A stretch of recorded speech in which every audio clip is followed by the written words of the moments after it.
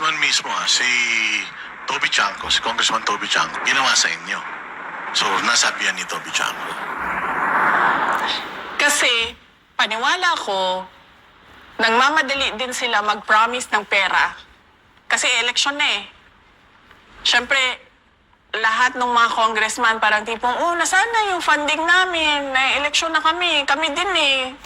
Mag-i-election din kami. Hindi lang naman kayo eh. Diba? So, lahat yon ay, yan. Planado. Yung pong yung latest na impeachment, meron silang sinasama pang iba na yung si Madriaga. Ano po ba ang kwento sa likod nito? Oo. Si Madriaga ay kinasuhan ko ng perjury dahil hindi ako papayag na itulad nila ito doon sa ICC case ni dating Pangulong Rodrigo Duterte. Kung makikita niyo yung ICC case, ang mga unang sinubmit doon ni Trillanes ay si Las Cañas at si Matubato. Kasi galing yun dito, di ba? Sa atin, sa Pilipinas. Meron silang hearing, pinabayaan sila ni PRD na magsalita, nagsalita sila, nagpa-interview sila, ganon.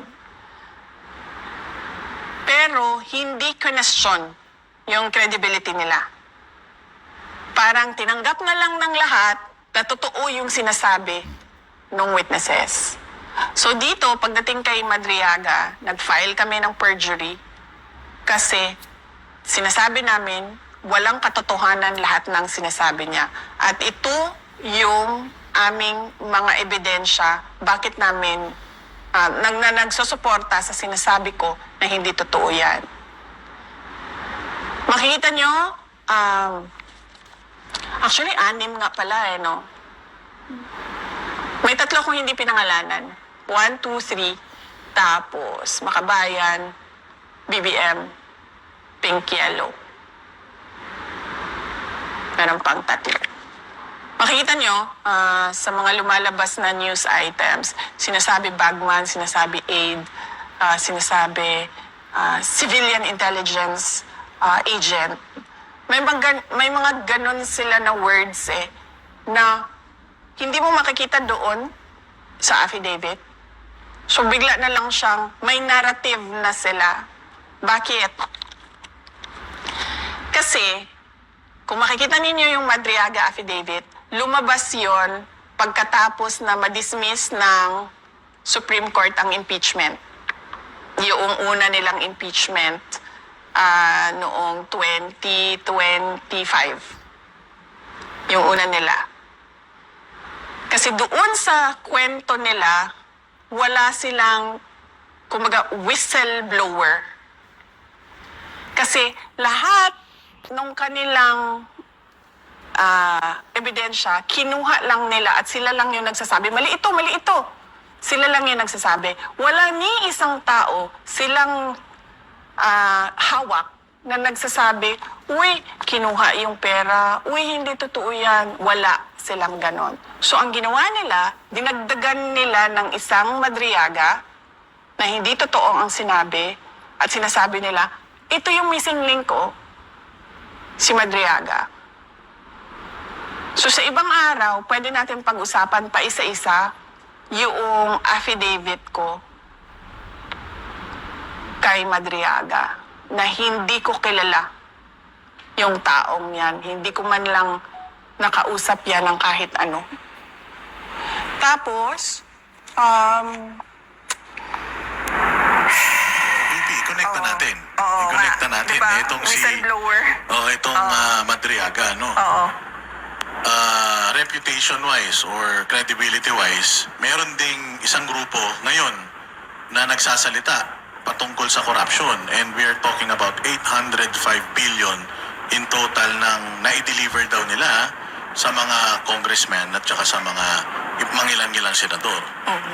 So, anong masasabi nyo doon na parang kayo, grabe yung paghahanap nila ng ebidensya, mantakin mo 3 taon na halos inuurot-urot nila ito hanggang makarating dito sa impeachment.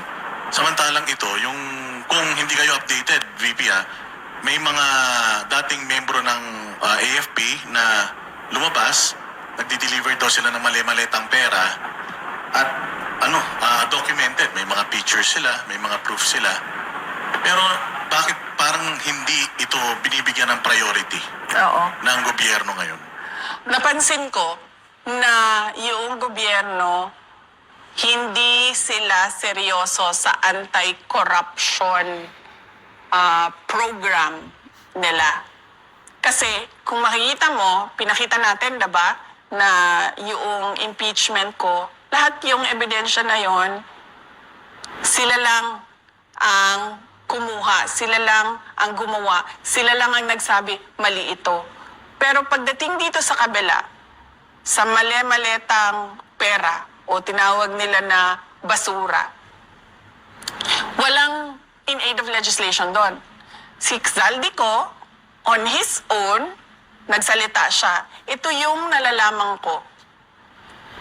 Si Gutesa, nagsalita siya. Ito yung alam ko.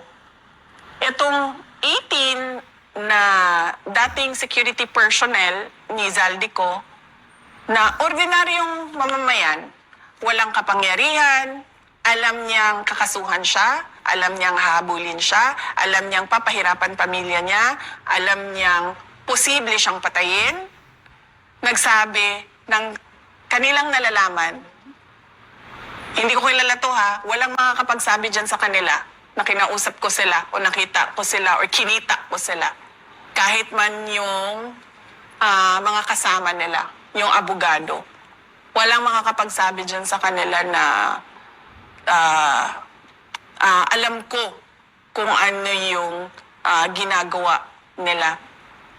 Ito, mga ordinaryong tao na nagsabi, ito yung alam namin sa korupsyon Pero makikita nyo, sobrang tahimik nung gobyerno. Wala man lang silang, we take this seriously and we will look into the allegations, we will check the documents, we will look into the photos.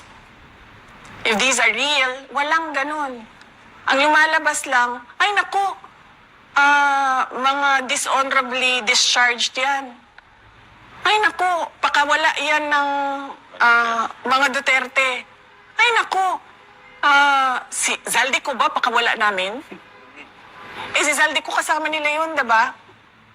Siya yung Shiminet, diba? Sa kanya galing yun. Yung Shiminet. Kay Zaldi galing yun, against me. Pakawala ba namin yan? Si Guteza, wala man nakakilala dun sa kanya. Paano naging pakawala namin?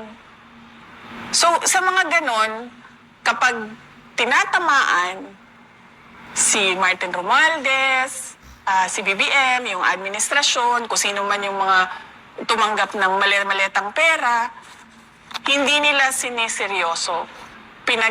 Iniisang tabi nila, sineset aside nila na para bang baliwala. Ang ginagawa nila, inaatake nila yung notaryo, inaatake nila yung kung sino yung tao, hindi man lang nila binabanggit yung sinabi ng tao.